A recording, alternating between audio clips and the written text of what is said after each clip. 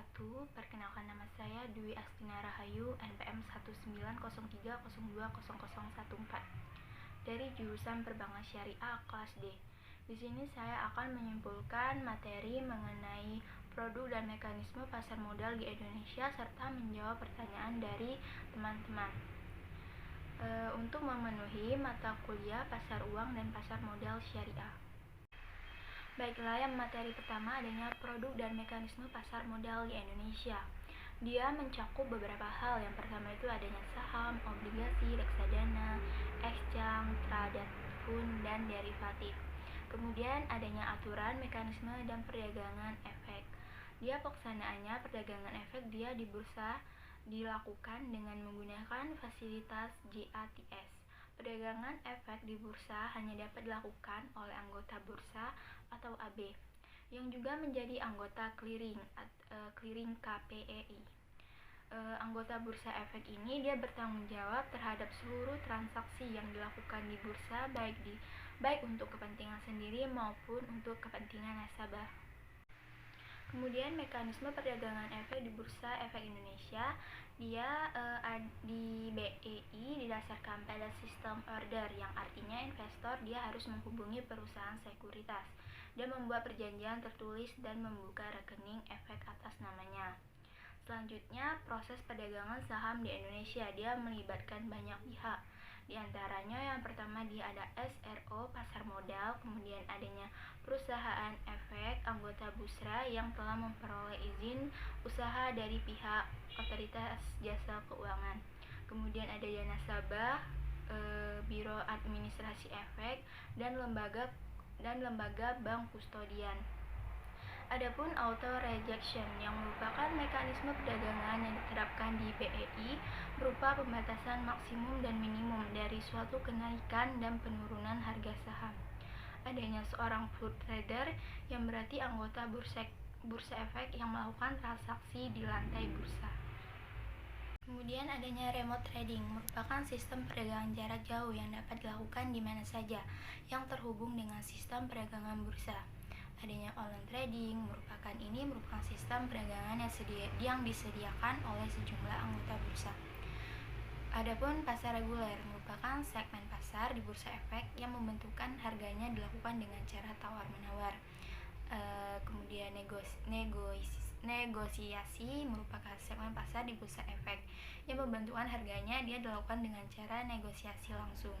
Kemudian ada tunai, segmen pasar di mana bursa efek yang pembentukan harganya dia dilakukan dengan cara menggunakan satuan perdagangan.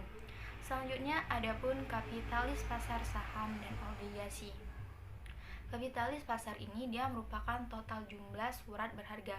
Dia diterbitkan oleh berbagai perusahaan di dalam satu pasar. Kemudian adapun saham bonus, ini merupakan saham yang dibagikan secara cuma-cuma kepada pemegang saham berdasarkan saham yang dimilikinya. Adapun penawaran terbatas, salah satu cara dia untuk meningkatkan modal perusahaan tersebut. Adapun company listing, dia merupakan perusahaan yang dicatatkan oleh bursa semua modal saham yang sudah disetor. Kemudian partial listing merupakan dia sebagian sahamnya dia telah disetor di bursa efek dari sebagian modal saham yang disetor. Adapun penukaran obligasi dan penukaran waraan. Jadi, penukaran obligasi itu dia sebelum melakukan penukaran obligasi terlebih dahulu dia harus mendapatkan izin dari Menteri Keuangan. Karena dia memberikan pengumuman kepada peserta lelang. Jadi, pengumuman ini dia dilakukan selambat-lambatnya 5 hari kerja dia sebelum pelaksanaannya.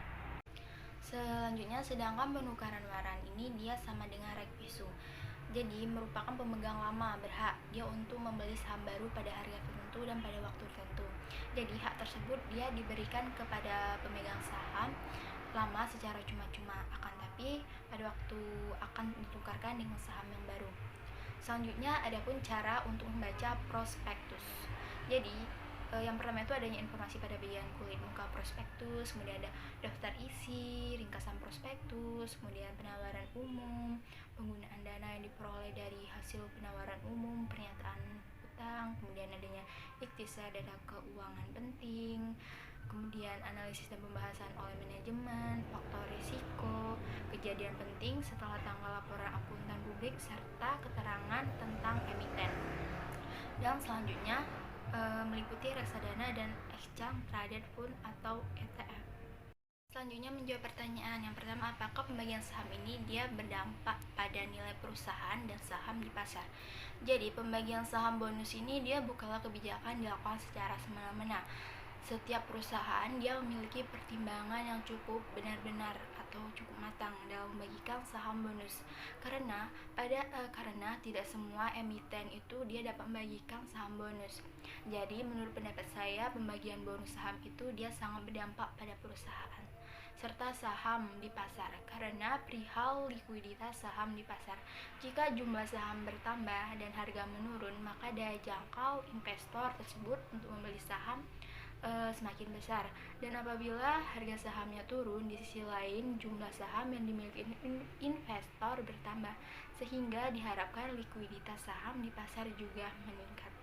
Yang kedua, bagaimana mekanisme transaksi di pasar modal Indonesia? Jadi, mekanisme bertransaksi di pasar modal Indonesia itu dilakukan dengan menggunakan fasilitas di ATS. Di mana perdagangan efek di bursa hanya dapat dilakukan oleh anggota bursa yang juga menjadi anggota clearing KPEI. Anggota Bursa Efek Indonesia dia bertanggung jawab terhadap seluruh transaksi yang dilakukan di bursa, baik untuk kepentingan sendiri maupun kepentingan nasabah. Anggota Bursa Efek dia bertanggung jawab terhadap penyelesaian seluruh transaksi bursa atas nama anggota Bursa Efek yang bersangkutan, yang sebagaimana tercantum dalam daftar transaksi bursa atau DTB. Selanjutnya, bagaimana cara untuk memungkinkan proses perdagangan saham di pasar modal Indonesia lebih diefisiensikan? Bagaimana caranya dan berikan alasannya. Jadi, menurut pendapat saya mengenai bagaimana sih cara proses perdagangan saham di pasar modal Indonesia itu agar dapat lebih diefisiensikan lagi.